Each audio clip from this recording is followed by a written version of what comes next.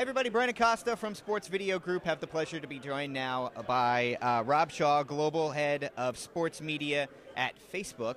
Thanks for joining us today. It's a pleasure to be here. Thanks for having me. Well, it was about a year ago this time that Dan Reed was brought in from the NBA to head up the sports division at Facebook. What, in your opinion, over the past year or so has kind of been the highlights of what you guys have been able to accomplish? Oh, it's been incredible. A great year. Having Dan there has really allowed us to start planning out and really verticalize. We have a great group that's able to extend. So obviously I run media. We have someone running leagues. We have someone running teams, someone running athletes, all reporting up to Dan. And so we're very unified. We were working close together. As far as the things that we've accomplished, I mean, I'd say the biggest thing is we're working closer with partners than we ever have before. We figured out ways to be able to scale. Obviously, Facebook's tough in that everyone's a partner. Literally, anyone who creates content is considered a partner of ours. So to be able to work with them to make sure they understand how they can make the biggest impact on our platform by posting content that's going to be received well. And obviously the ultimate goal for Facebook is to have the best content in the world on our platform for people to enjoy on a daily basis. So I think we've continued to do that. The numbers look good as far as engagement and consumption of content. So I'd say we could give ourselves a little bit of a pat on the back. Sure. Or Dan will take all the credit. Either one. You talked about the numbers and the engagement. There was a few studies that came out earlier this year that really showed that Facebook's impressions and its ability to make a mark on the video side was really second to none in social media platforms is concerned.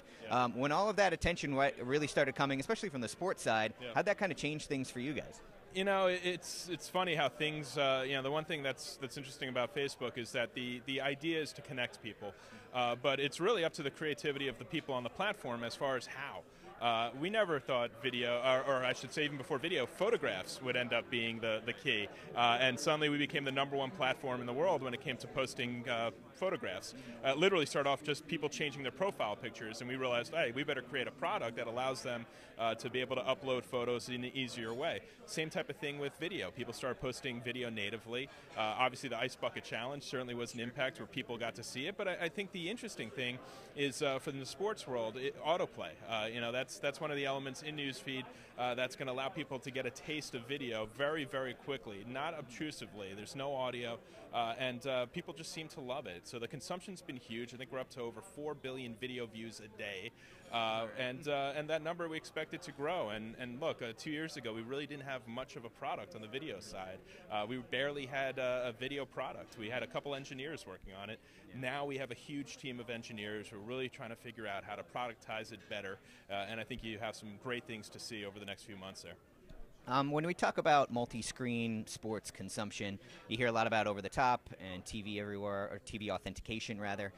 When you're working with content creators who say they're kind of using your platform as a way to distribute, how are they and how are you helping them navigate live sporting events? Obviously, you get tied up into digital rights, whether you're a team, a league, a network, whatever it may be.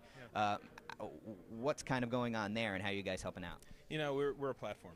We'll leave the content creation to the content creators. They do it better than anyone. But what is interesting to see from the data perspective is the fact that we have the largest sports audience every day, every second of every day. When there's a live sports event that's going on and the broadcasters want to touch that live audience, the best way to do that is Facebook. The consumption is, I think, over 65 million people during primetime hours on any given moment on Facebook. So we work very closely with our partners. I think a really cool integration recently was Fox Sports during the MLB All-Star Game, where they had an exclusive video with Pete Rose. They weren't going to interrupt the broadcast in the first inning to share that video. And if they put it on foxsports.com, they probably would have hit a nice-sized audience. But putting it on Facebook, they knew they would immediately reach a huge audience. And sure enough, I think it was within 5 hours, they had over 1 million views and over 4 million people reached. So I think broadcasters specifically are trying to figure out ways to put their content to Facebook while also engaging with a real-time audience. Facebook is the second screen. There's not another app that really challenges us in that domain. So I think it's really important for us to continue to work with our partners in sports broadcasts and sports publishing to continue to put that content when people consume it the most, which is during the real-time game. Sure. All right, Rob, well, thanks a lot for taking the time with us today. We really appreciate it. For more, visit www.sportsvideo.org.